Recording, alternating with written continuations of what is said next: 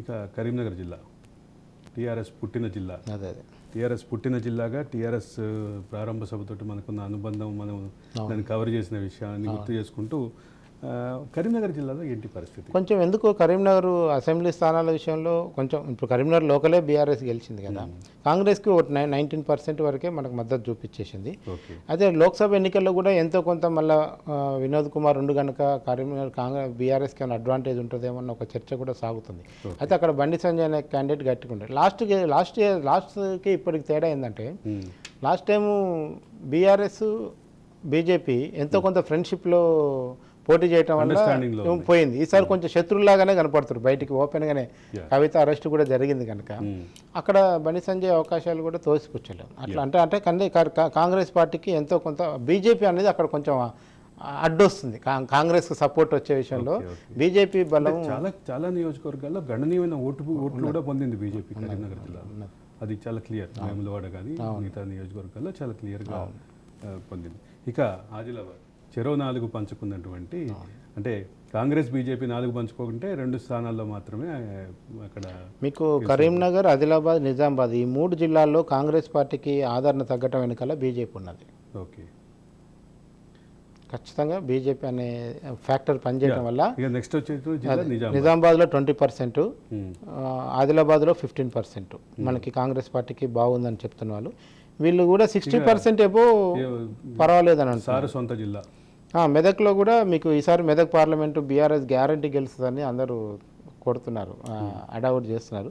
అక్కడ BRS impact కొంచెం కనిపించడం వల్ల కాంగ్రెస్కి మనకు కొంచెం ఇంపాక్ట్ తక్కువ కనిపిస్తుంది. అంటే ఈ నియోజకవర్గాలలో, ఈ జిల్లాల్లో ఆ ప్రభావం ముఖ్యమంత్రిగా రేవంత్ రెడ్డి పనితీరుని అనలైజ్ చేసే విషయంలో కూడా కనిపిస్తుందా? రేవంత్ రెడ్డి పనితీరుకి ఓవరాల్గా మనకు 44% వచ్చింది కదా. ఇక్కడ ప్రజాపాలన మీద ప్రోగ్రెస్ సంబంధించిన పర్సెంటేజ్లో మనం ఇక్కడ వాడాం. ప్రజాపాలనలో ముఖ్యమంత్రి పనితీరు ఎంతో కొంత పర్సెంట్ కాంట్రిబ్యూట్ చేస్తుంది, కానీ ఒరిజినల్గా స్కీమ్స్ ఎంతవరకు వచ్చాయి, నా బెనిఫిట్ ఎంతవరకు అయ్యారు, నేను ఎంతవరకు బెనిఫిట్ అయినా, గవర్నమెంట్ ఏం ఉచితాలు ఇస్తుంది, నాకు ఇదివరకు ఉన్న స్కీమ్స్కి ఇప్పటికి ఏం ఆగిపోయినాయి, కళ్యాణ లక్ష్మి రావట్లేదు, దళిత బంధు రావట్లేదు, రైతు రుణమాఫీ లేదు, బీసీ బంధు లేదు, రైతు బంధులో కండిషన్స్ పెడుతున్నారు. ఇవన్నీ కూడా గవర్నమెంట్ కాంగ్రెస్ యొక్క పరిపాలన మీద ఇంపాక్ట్ చూపిస్తాయి కదా.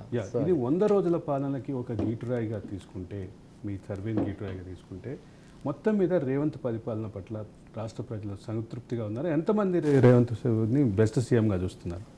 రేవంత్ రెడ్డిని ఇప్పుడే సీఎంగా ఆయన పరిపాలన దక్షత మీద అంచనా వేయడానికి 100 రోజులు సరిపోదు. ట్రూ సైంటిఫిక్గా మాట్లాడు.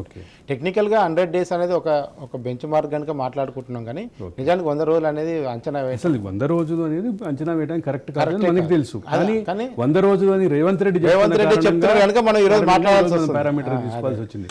ఇప్పుడు కేసీఆర్ 10 ఏళ్ల పాలనకి 100 రోజుల పాలనకి తేడా చూసే క్రమంలో ఇది మనం ఇచ్చినటువంటి బెంచ్ మార్క్ కాదు. Bench mark is selected by Revanth and his party.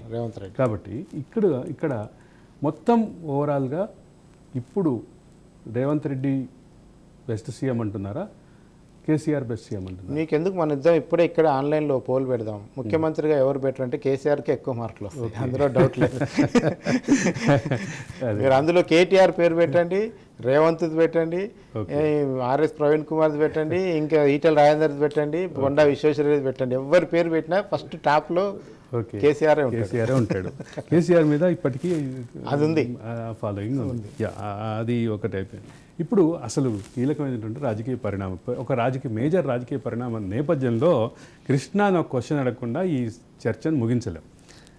అంటే కృష్ణ అది ఈ సర్వే చేసే నాటికి ఆ ఘటన జరగలేదు, కానీ ఆ ఘటన యొక్క ప్రభావం మీద కృష్ణ తనకున్నటువంటి అంచనా ఏంటో చెప్పాల్సినటువంటి అవసరం ఉంది. కృష్ణ, కవిత అరెస్టు ప్రభావం పార్లమెంట్ ఎన్నికల్లో ఎలా ఉంటుంది, ప్రస్తుతం ఉన్న కాంగ్రెస్ ప్రభుత్వం పాలన మీద ఎలా ఉంటుంది, పాలన కొనసాగించే దాని మీద ఎలా ఉంటుంది? కవిత అరెస్ట్ అయినప్పుడు బంజారా హిల్స్కి కూతవేడు దూరం ఉన్న కార్పొరేటర్ కూడా రాలేదు. మీరు అది గుర్తుపెట్టుకోండి. నేను ఒక వీడియో ఇట్లాగే ఒక లైవ్ షోలో చెప్పాను మా ఛానల్లోనే. గతంలో కవితకి జ్వరం వస్తే తెలంగాణ అట్టుడికిపోయింది. కేటీఆర్ని ఏదో ఒక కేసులో పోలీసులు ఆపితే, అదే రైల్వే కేసులో ఆపితే, ఆయన వెళ్ళే వెహికల్ని ఆపి సార్ మీరు ఒకసారి వచ్చి పోలీస్ స్టేషన్లో సంతకం పెట్టెళ్ళండి సార్ అంటే తెలంగాణ అట్టుడికిపోయింది. తెలంగాణ అప్పుడు సొంతం చేసుకుంది వాళ్ళని. అటువంటి వాళ్ళని ఇప్పుడు కవిత అరెస్ట్ చేస్తే తెలంగాణలో స్పందన ఎందుకు కవితను ఫస్ట్ టైం ఈడీ ఆఫీస్ పిలిచినప్పుడు హైదరాబాద్ నుంచి అర్జెంటుగా ఫ్లైట్లు వేసుకొని ఢిల్లీకి పోయినారు. అప్పుడు మీకు 5,000 ఉండే ఢిల్లీ టికెట్ 50,000 దాకా అమ్ముకున్న ఎయిర్లైన్స్.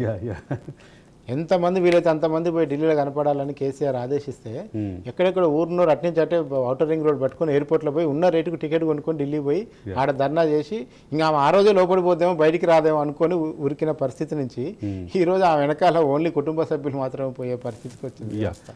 సో ఆమె అరెస్టు పార్లమెంట్ ఎన్నికల పైన చూపదు.